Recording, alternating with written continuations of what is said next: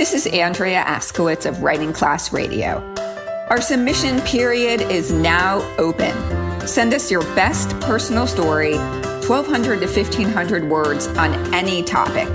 Please check our submission guidelines at writingclassradio.com. We pay.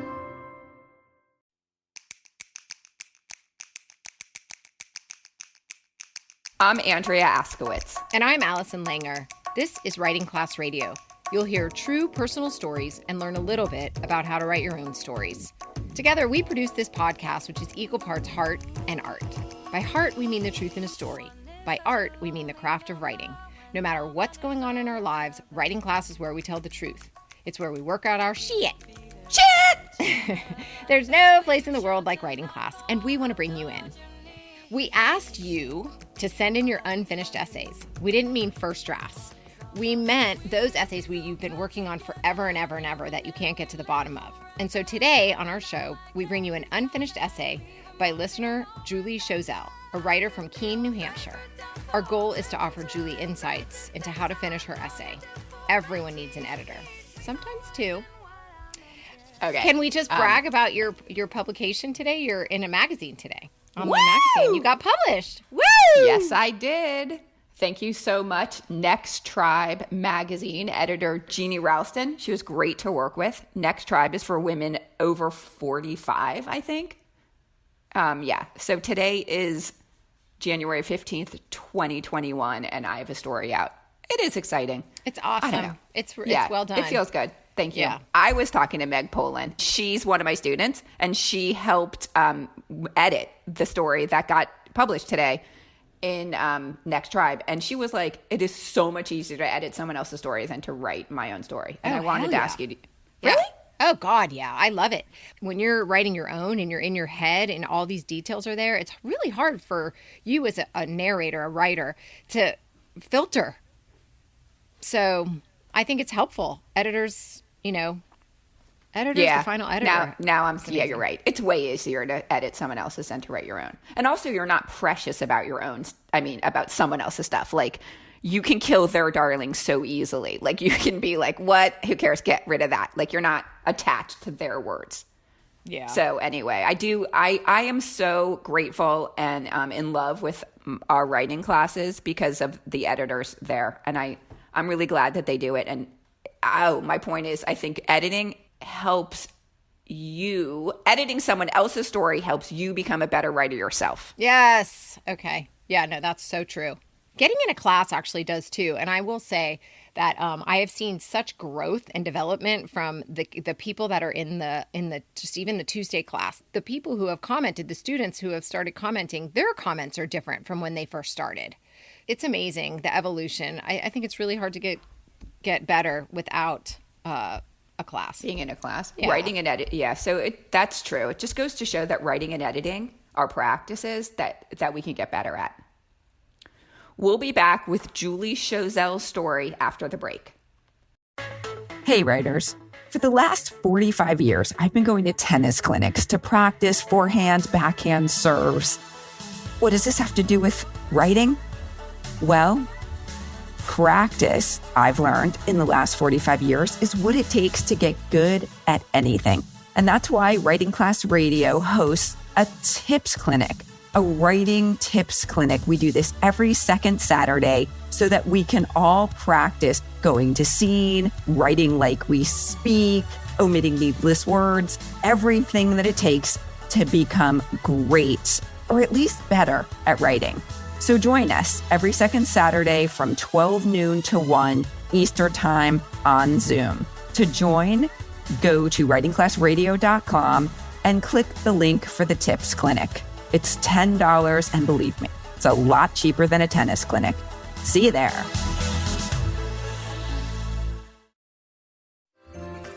Hey, this is Allison, host of Writing Class Radio.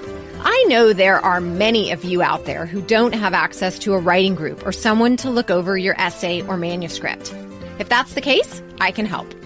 I'm available to help you whip your essay into shape. I'll read through your draft, offer suggestions, line edits, and I'll spend time with you brainstorming for the best possible ending. But be prepared to answer the question, What is this story about? Because if you don't know, nobody knows. You know, sometimes it takes more than a bath or a long walk to figure this out. It takes a brutal editor who will tell you what works, what needs more explaining, and what needs to go. For more information, visit writingclassradio.com. Then email Allison@writingclassradio.com. Use the code WCR and your first 15 minutes is free. We're back. This is Allison Langer, and you're listening to Writing Class Radio. Up next is Julie's submission. Raw and unedited.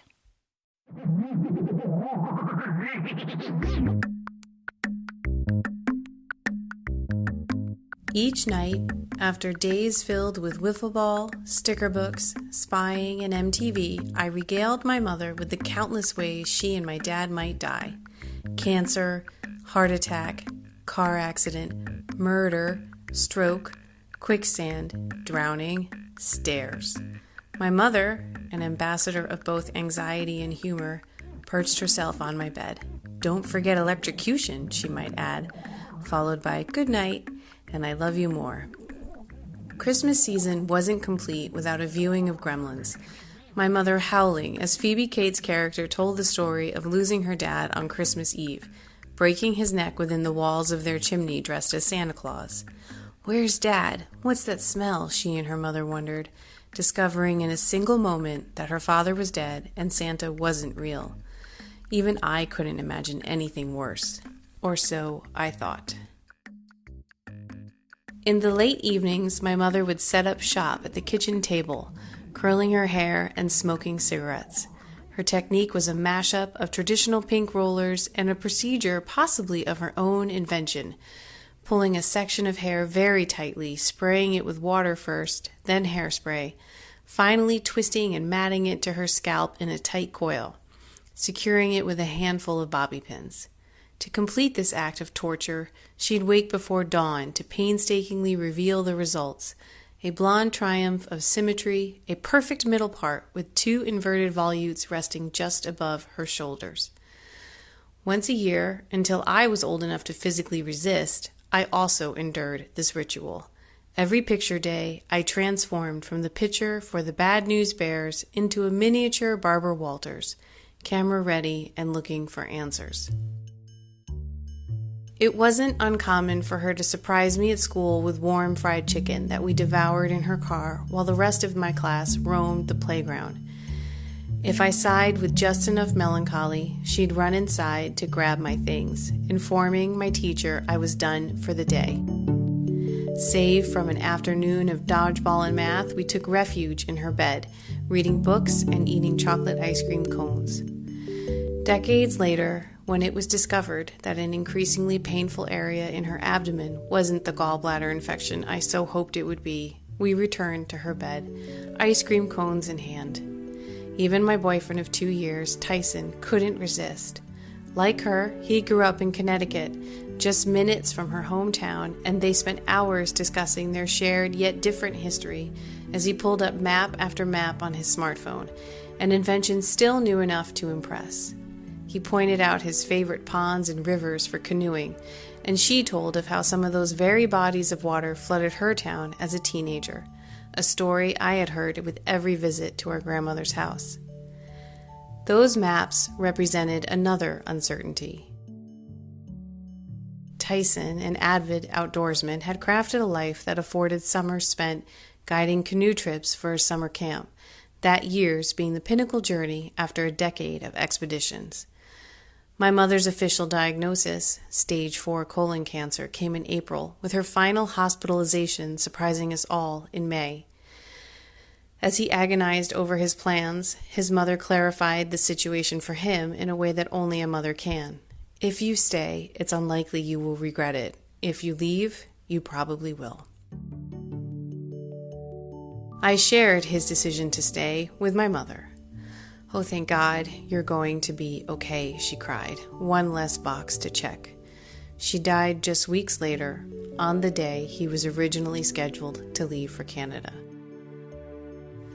Instead of navigating the rivers of Ontario, Tyson spent that summer trying to convert unsuspecting moviegoers and farmers market shoppers into wind energy consumers. On weekends, I'd watch from a bench just a few feet away, too grief-stricken to be alone, always mesmerized by his ability to win people over. Not just anyone convinces a stranger to hand over their social security number before the 8 p.m. showing of Inception. We were engaged that Christmas, and spring returned with another ticking time bomb. 5 months before my wedding, my father's heart stopped, bringing him within an inch of his life, a status he maintained until his death 9 months later. Now, with him unable to attend our wedding and unsure how to address their not quite equal absences, I turned to Google. Some people put an empty chair with a rose on it in front of the ceremony to symbolize those we are missing. We could have one chair with a rose and then one with a half-dead rose for my dad, I told Tyson, causing him to nearly choke on his food with laughter, a reaction that only made me love him more. My father watched the ceremony via Skype. When it was over, we took a moment to speak with him directly, Tyson supporting me at the waist. Dinner, fried chicken, was being served at our sweetheart table, and as we said our goodbyes, my father held up a sign he had made with the help of his nurses. "Love you more," it read, and with that, my husband and I began our first dance.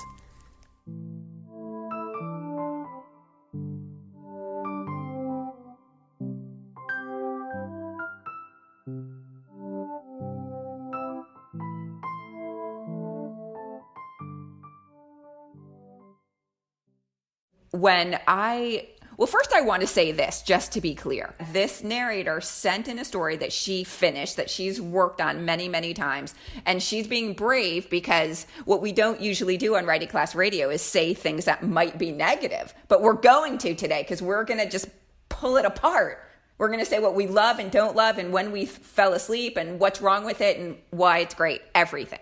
Yeah, but I got to say right off the bat, I don't know if this is a great candidate. I mean, I thought this was pretty dang good. So I just... Are you serious? Yeah. No. I thought it was good. This story needs some work. Of course it needs work. What story doesn't need work? I mean, even the ones we read that have been published, we always say, oh, we need to make some cuts.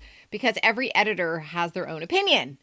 So okay, but here's the problem with this story, which I think is pretty much the problem with almost every story until it's completely done.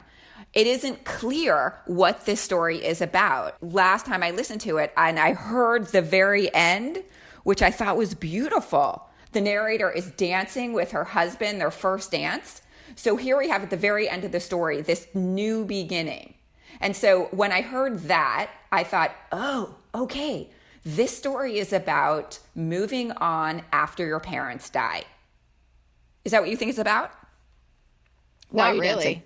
I didn't think it was moving on after your parents died. Now that you mention it, I guess it could be, but that would have to be set up differently. Yes, because there was no setup. I did not know what I was supposed to be listening to, where it was going, what was important, why did I care about maps, what's this, why, I did actually think the setup was good, but not for that. I thought she was setting it up that her mom was going to die, and this was going to be about her mom and her relationship with her mom. But then her boyfriend comes in, and it's all about him. And I was like, wait, why am I learning all this about the boyfriend? So that's where the setup is really important, because what story does she want to tell? She could probably tell 10 different stories with this essay, but she's got to figure out which one. So what did you think it was about? And this is something that we always ask every class, every story. What is the story about? I mean, I just felt like it was a story about her losing her parents as she's trying to move forward. She's trying to get married and start a family. And I don't know. I mean, I just didn't think it was over. That's why I was like, wait, that's the end? Because I feel like she let us off in the middle because we still aren't sure why we care, what's going on. It's not clear. That's exactly how I felt. I do think she's a really good writer, and she's able to paint scenes, and she has a beautiful voice, and she also has a very voicey voice. She's funny. She's funny from the very beginning. She shows how funny her mom is, the half-dead Rose. She's just really fun and funny. Okay, so from the beginning, I want to give this note to Julie. Right away, she goes into a list of ways her mom could die. which I loved. I thought those were so funny. But the way I think a list works best is to start with like the most moderate or mild and then ramp it up and then end on the strongest in the list. So in this case, I thought she should end on quicksand, because quicksand would be like the most dramatic, bizarre way that her mom might die. Okay, then she brings in the Gremlins movie, which I thought on second listen, I was like, oh, I get it. The dad in the movie died while he was trying to pretend that he was Santa Claus. I mean, that's totally like bad. Like that would go on her list after quicksand.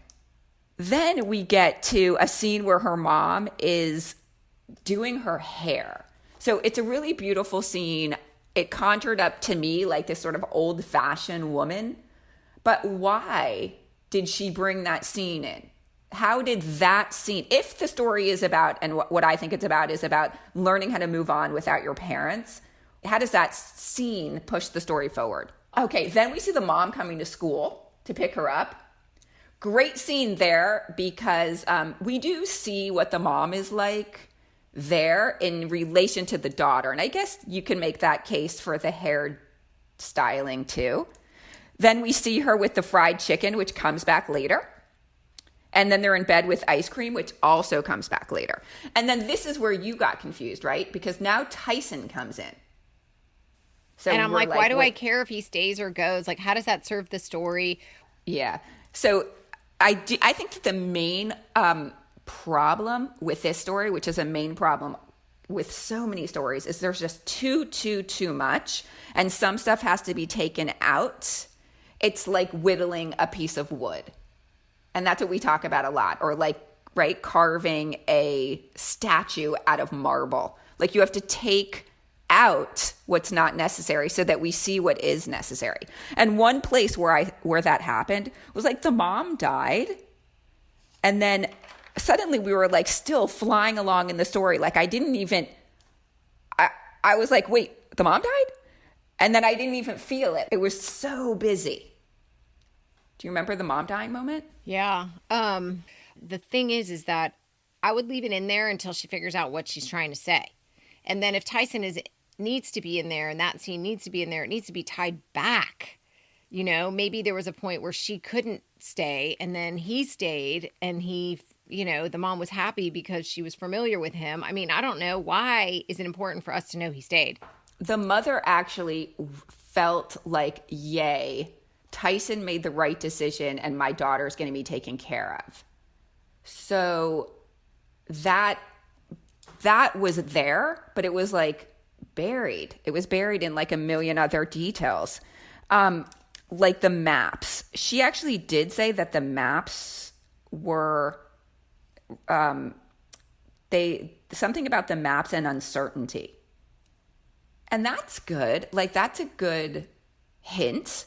The maps represented uncertainty, and like there is no certainty. People are going to die. I feel like by taking out some of the other stuff, that could gain more weight. Yeah, no, the point is when somebody's thinking about your story or being drawn into their story, they're very single-minded. They need it to be slow and go. So if it starts branching off, it's hard for the mind listening to it to come back. Like if you're reading a book, you can go, wait a minute, I just kind of checked out for a second. Let me go back and read it. But when you're hearing it out loud, you can't.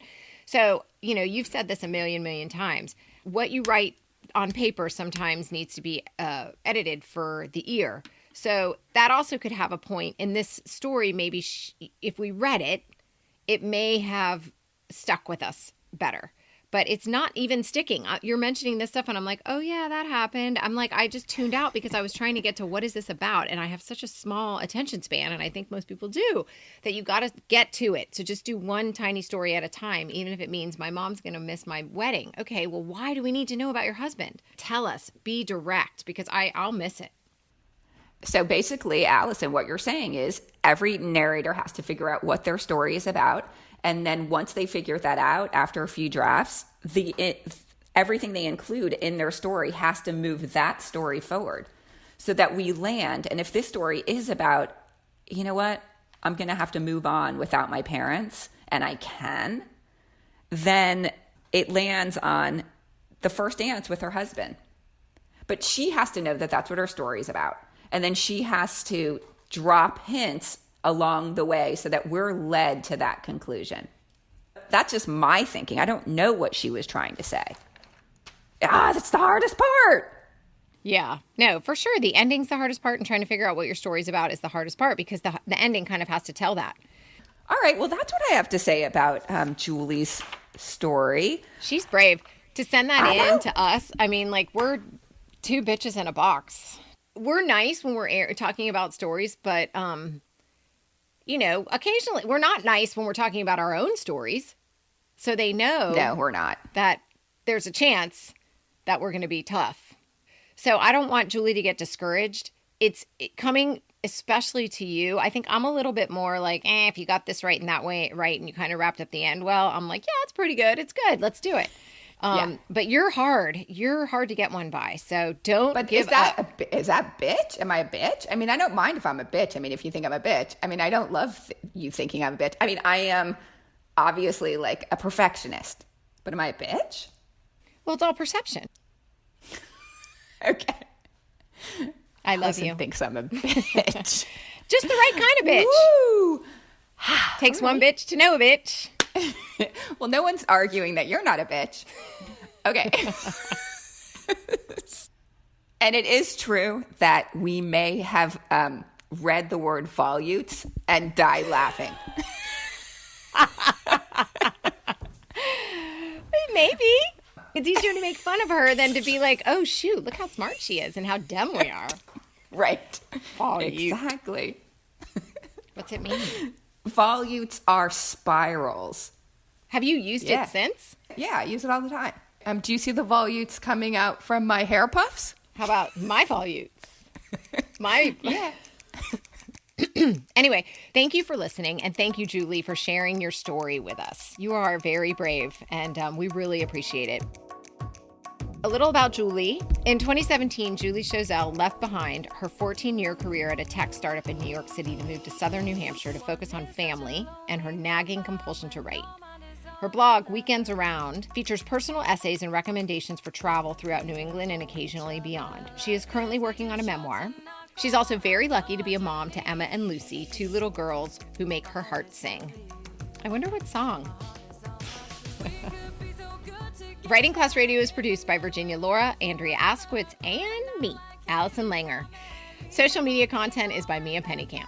Our theme music is by The Amadians. Additional music by Poddington Bear. There's more Writing Class on our website, writingclassradio.com, including video classes, stories to study, and editing resources. If you love this show and enjoy all the extras on our website, hit the Support Us button. We like to know you're out there and that you care. And check out the writing classes and publishing insights we're giving our Patreon supporters. $10 a month gets you an all-access pass to Andrea, who can answer all your publishing questions. $25 a month gets you a writing class a week with me and Andrea's publishing questions. My classes are on Tuesday from 12 to 1 Eastern Time via Zoom. We write to a prompt and share what we wrote. A new episode will drop the first Wednesday of the month, so look for us. There's no better way to understand ourselves and each other than by writing and sharing our story. Everyone has a story. What's yours?